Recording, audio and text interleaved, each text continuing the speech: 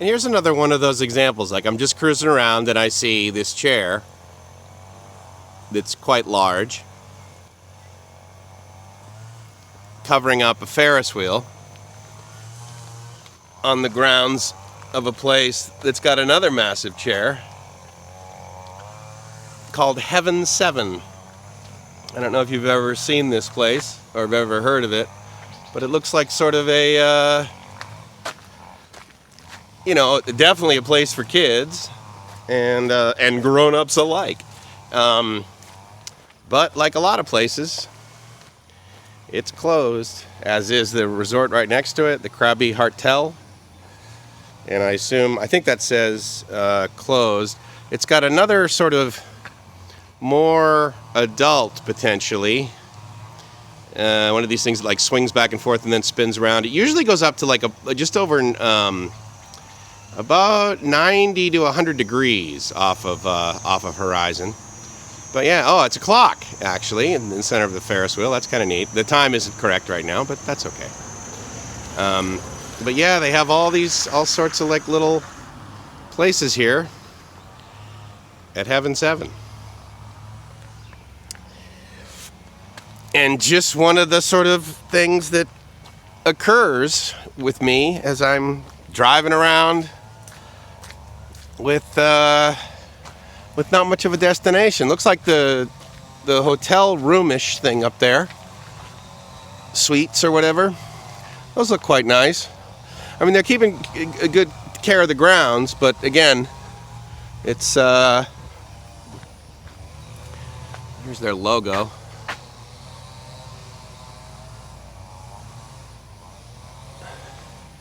It's not, oh, okay. I guess this is what that said there in Thai. No service.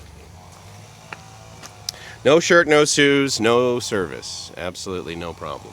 Anyway, so I just thought I'd share this with you. One of the little benefits of just hopping on a motorbike. If you come to Thailand and you don't feel comfortable riding a motorbike, I totally understand that. If that's the case, I would highly encourage you to take some lessons and get comfortable on these motorbikes that you will see everywhere. They're literally 125 to certainly, really, usually for rentals, rarely anything bigger than 200 cc's, maybe a 250. But I would encourage you to get comfortable on one of these. Honestly, I mean, I took a class in California, but honestly, for the most part, I rarely go above 80 kilometers. I'm usually between like probably 30 and sort of 50 kilometers. Simply because I just like to look around. And as you know, on a motorbike, you're supposed to be looking at the road. So anyway, so yes, yeah, just a little pit stop on the way to the whole place. I love KRABI, man, in the sense that I love the fact that it's the outdoors surrounded by these huge limestone mountains. So anyway, there you go.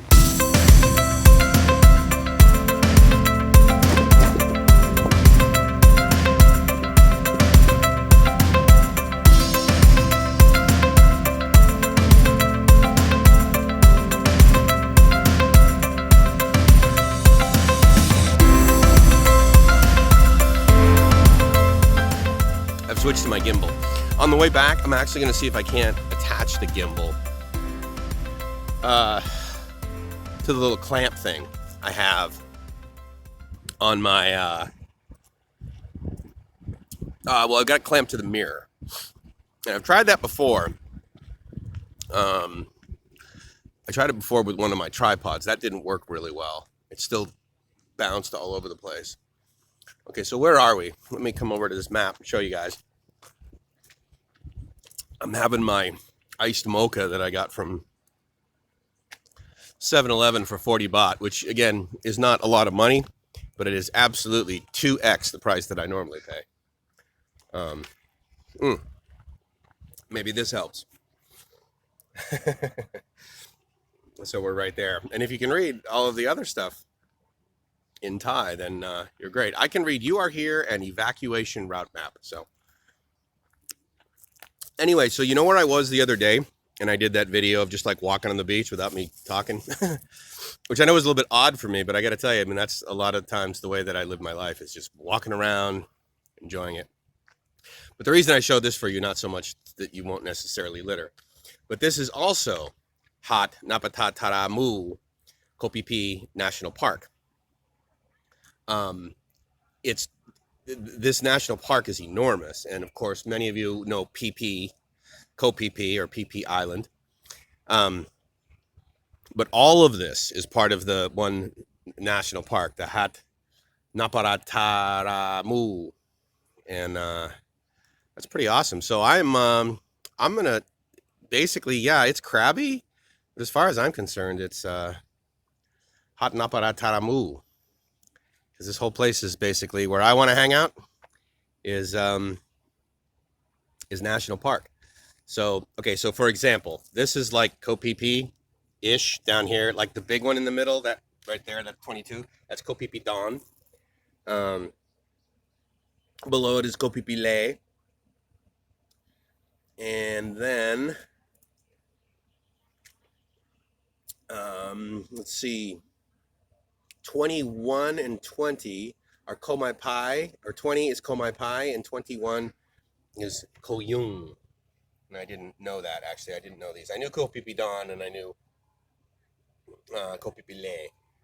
So anyway, so those are the ones. And if you don't know, like, I mean, the world actually exists over there to the left. that's where Phuket is. So they've just outlined this, and no, I'm not on an island. They've just outlined this way to basically say, hey, look, this is Krabi.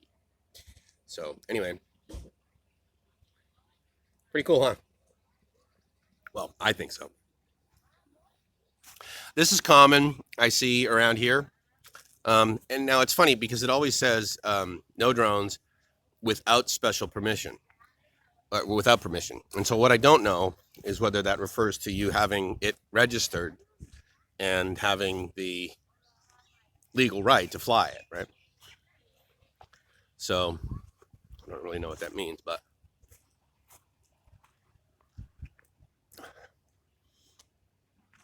again, I have yet to see, well, I was going to say I've yet to see another foreigner. For all I know, many of these people are from other Asian countries. Let's just say I've yet to see another Farang. And by that, I simply am referring to a Westerner and traditionally a white person. Although my black buddy from America, Eric Prince, we actually didn't get into that discussion when I spoke with him recently. We didn't get into like whether he's called Farang or not, but I think he's definitely called American. That's for sure. He did say that. So it's kind of a cool beach down there. I do not know how to get down there, but I may end up walking down there. Let's walk over here to this gazebo and check that out.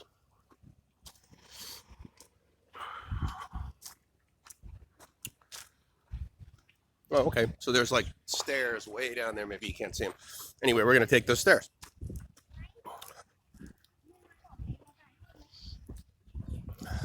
There's a rock there that says something in Thai and then 75. But I don't know what that means. But I guess if you're Thai, then you take a picture in front of it because it is, oh, okay. Please pay for ticket, 1 day pass ticket, keep and show when requested. Okay, so I don't know where I do that. Maybe I do it there. Maybe I do it right there at that little kiosk. I think, ooh, I like that. Say no to plastic bags. I actually have a plastic bag with me because they gave me one to hold my drink on the handlebars of my motorbike. But what I will do is obviously make sure I take it out with me. So I don't see anyone there at the ticket counter. And I absolutely do want to pay. So I think I'm actually going to, and it's foreigner is, so okay, so a lot of, not a lot. Several people will balk at this. And they'll be like, look, if you're a foreigner, it's 200 baht. And if you're Thai, it's 40 baht. And I'm here to tell you, I do not have a problem with that at all. That does not bother me at all. Now, the fact that the ticket counter is here, but there are stairs like before you get to the ticket counter, to this Fossil Beach place, that possibly means that I don't need to pay, but I'm going to pay because I like the fact that, for example, there's a person over there sweeping. I don't know if you can see it in the distance. Let me see if I can zoom in. I got my finger on my coffee, but yeah. You know, I mean, she's sweeping the outdoors, and I'm more than happy to pay for that. And the other thing too is that, you know, there's zero money going on here, man. Oh, let me see. And this is part of the Royal Forest Department's declaration to enforce the foreign visitor. The Director General Forest Department, authorized by the Forest Regulation, of giving a permission in proceeding the tourism and stay at the national park to determine the foreigner's entrance fee. Yeah. And you could say that's not fair. I actually don't know. I've heard that if I show them my Thai driver's license, then I can pay the local fee. But honestly, it is worth 200 baht to me. And as I mentioned before, as far as prices of things, I will not be distracted by the fact that I pay that. And the other reason I pay it is because there are foreigners that balk at it and they don't want to pay it, and potentially they don't come here. And so because of that, I'm paying your way too. I'm just kidding. Again, it's a personal decision what anyone does with their money. So there's a sign down there, that little sign that you probably can't see what it says on it, but on there it also says, you know, something Thai, 75 Thai. So anyway, all right. Well, I'm going to figure out how and where to pay, and then I'll head on down there. All right, so I'm going to rip the Band-Aid off. We'll see how that goes. Or you could just assume that this is a completely new day, and I'm here in the national park. So this is pretty gorgeous. I mean, it's in excellent condition, right? And the woman behind me right there at the gate, I walked up and I said, "Oh, okay," and I pulled out 200 baht, and she looked at me and smiled, and she said 100 baht. She just said one, and I said, yeah, just one. She said, no, 100 baht. I'm like, oh, my new friend. I will tell you that globally, just being like nice and friendly, not only does it make me feel better, it may not make you feel better, but obviously there's some financial ROI. So I'm going to switch this around, and we're going to basically go for a walk in this national park together. How's that? Okay. So there, and in fact, from the previous video, you know, when I said, hey, I'm really excited that there's people sweeping, the woman that took my money is also the sweeper. So here's the neat thing, and this happens in the US too. I mean, it's frequent actually. And there'll be a tree, right? And then there'll be like a plaque on it that kind of gives you the name, I think in Latin or something like that. And then it tells you about it. So I like stuff like this. Gastropods belong to a family of Thyraidae and can be identified as melanoidites, CF, I don't know what that means, tuberculata, according to Supian and Ikhawanudin as of 2002. So I'm not quite sure if those words were English or anyway, I find that stuff to be interesting. One of the I think RM, one of the guys commented on my video the other day, and he's like, so how do you, I mean, the gist of it was basically, how do you remain mentally stimulated, right? And you guys know, like for me, I mean, technology is a real fun thing for me, but additionally, you know, walking around the beach as I did the other day and just shooting a quick video for 12 minutes, that also helps my brain, as does this sound.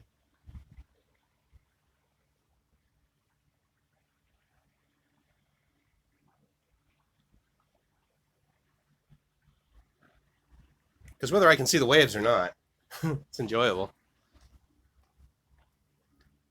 You know, the other thing that I thought about, and I'm not going to belabor this point, but the other thing that I thought about as far as like foreigners paying more than locals, I don't pay taxes. Yes, I pay taxes in another form. But, you know, that's kind of like in my hometown, people from the next hometown just getting up one morning and deciding, oh, I'm going to go to the school in the other town. Well, no, it doesn't work that way. You have to have residence because your property taxes are one of the things that basically pay for the school system. And if you don't pay into this one, then you get to go to the one in your hometown where you do pay. So anyway, I honestly, I don't have the delusion that life is ever fair, but I can tell you right now, as far as I'm concerned, that scenario, I believe, is quite fair. Now, these rocks here, I don't believe that they just basically threw a slab of concrete down here and then walked away and went, oops, and then this became broken. On the Google map, I'll show you that, this was labeled as Seashell Cemetery. And there were a couple of other sort of English labels for it. Fossil site, I believe, was one of them. Okay, so here you go. And so guys, that's what that 75 was for, apparently. The 75 million year shell cemetery is a form of limestone layers measured at full tide about 200 meters long, 50 meters wide, composed of dead shells, known in geology as fossils. Most of these dead cells are of a species of snails, round in shape, about 2 centimeters long. The shells are piled up on top of one another and were cemented together by silicic matter, S-I-L-I-C-I-C, silicic matter, which turned the pile into a structure of rock about 40 centimeters thick. The layer of rock below it became a type of coal called lignite and is about 10 centimeters thick. Below the lignite is a layer of shale, form the nature of the rock and its formation is possible. So that's kind of neat. I could read the whole thing, but I'd rather experience the whole thing. So it's really interesting, right? Because I mean, I look at this and I think to myself, okay, so a bunch of guys like had some extra cement and they came down here at like 10 in the morning one day, which of course, if you know that, it gets pretty hot. It's a little too late. You want to pour early in the morning. And then they walked away and then the tide came in and everything cracked on the side. Here's another thing that I find interesting too. And, oh, okay, yeah. So there you go. Fossil site.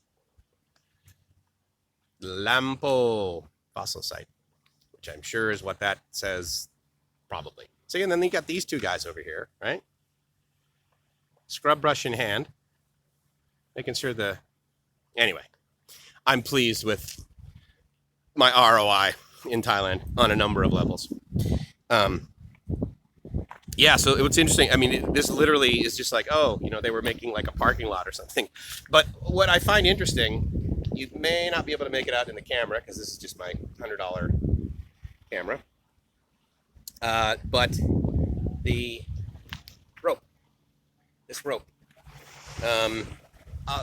it's rare that I see things like that in Thailand. And you may have experienced this too, because like, I mean, I've been on rock formations that are a cliff and I'm thinking, oh my God, I can't even imagine they just let anyone walk around out here.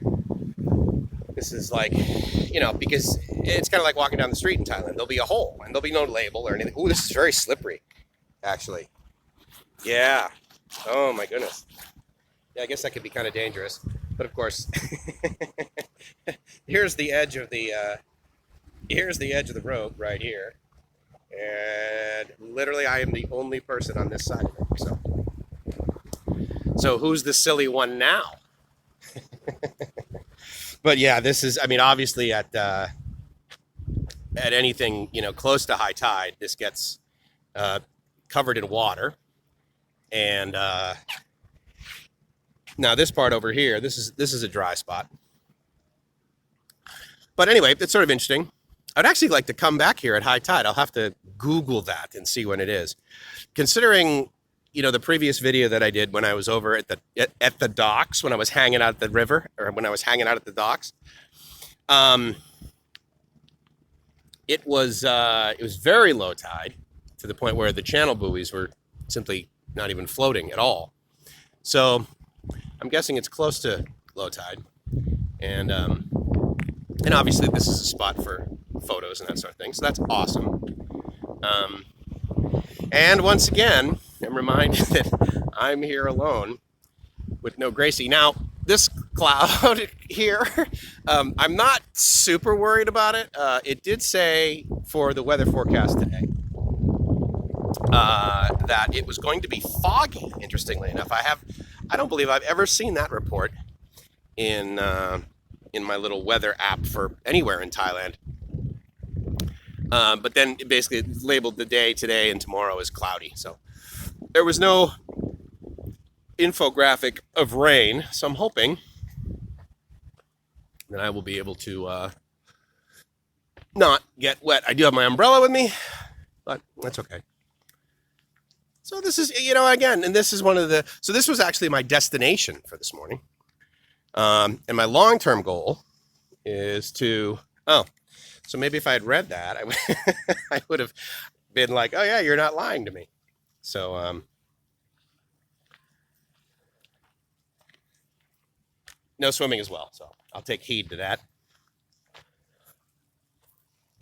I did bring the mobile broadcast studio with me. I have that on my back. I left a lot of the other gear, like my chargers and a whole bunch of other metal heavy items, dense items, back on the motorbike underneath the seat. So pretty much in my backpack, all there is the laptop for the most part. And then I have a couple of cables. But one of the things I was thinking about when I was walking away from the bike just a minute ago was that I am really, when I go elsewhere, meaning when I leave Thailand, and specifically when I go back to the US, and, well, other than my hometown, I really wouldn't worry about this, but I'm really going to miss being able to leave things unattended and have essentially no fear of them being stolen.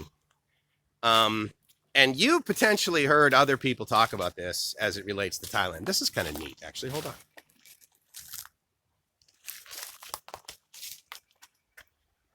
Cool. Obviously, that's where they put the trimmings. So that's neat down there. I like exploring places like this.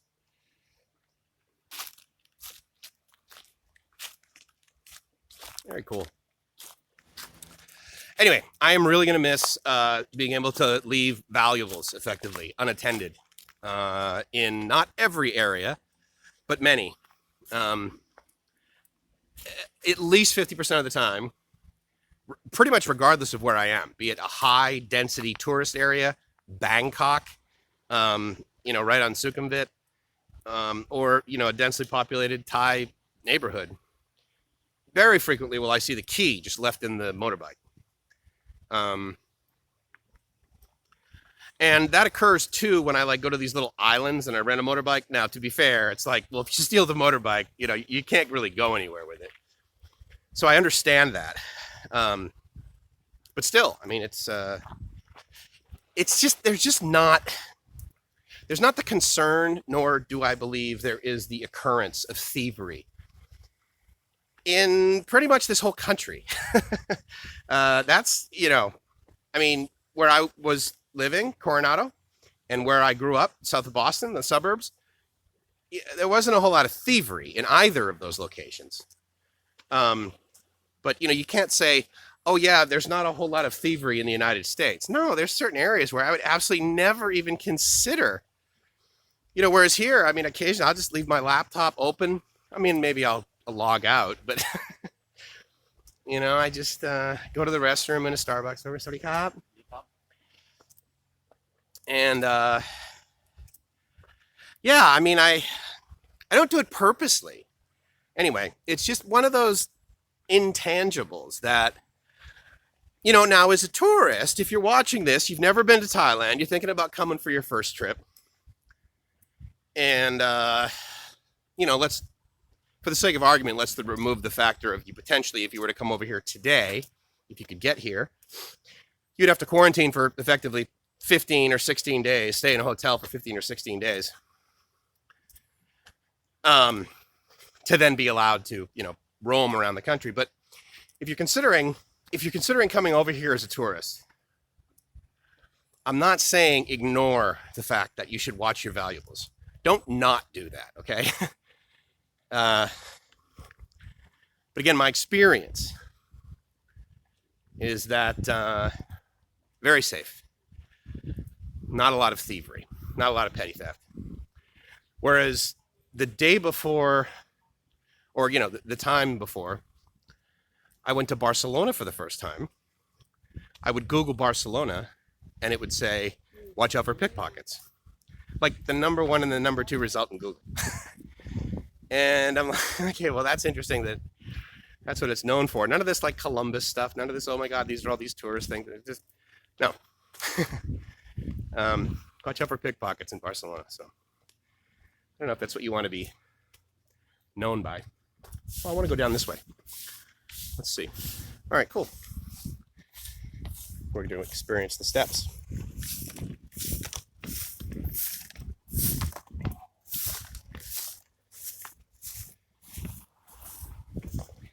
Again, another moment of, oh yeah, Gracie's not with me.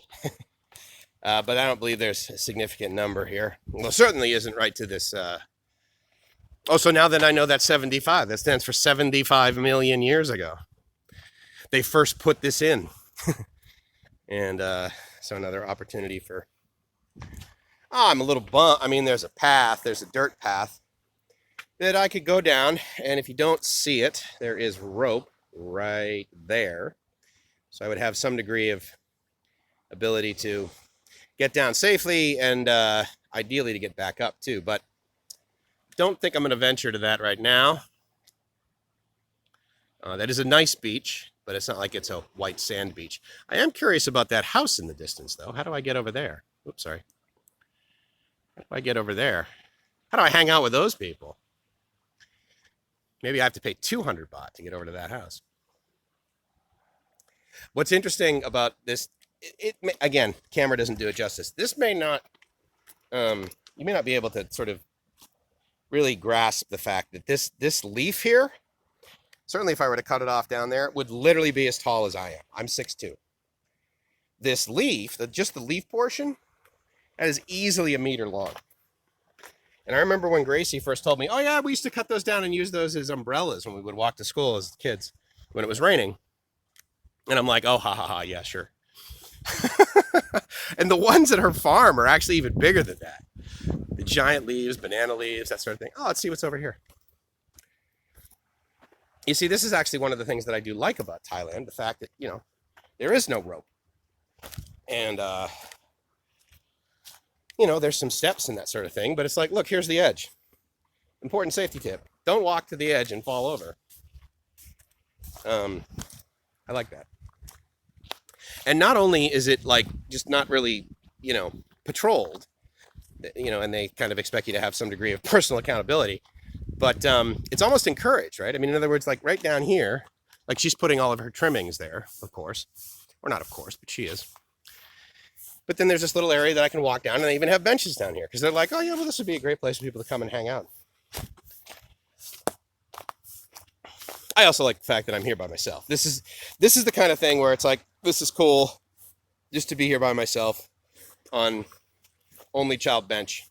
And I hear in the background, I hear the waves crashing, and I hear that woman sweeping up there.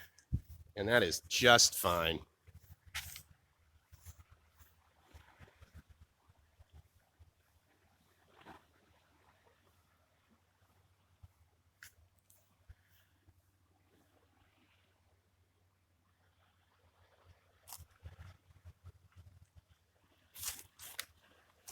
So I'm going to hang out here for a little bit. And then we'll head down to, I wonder how I get there.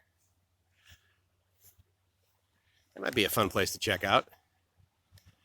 I don't know if I can get down there or not. Either one of those places, really.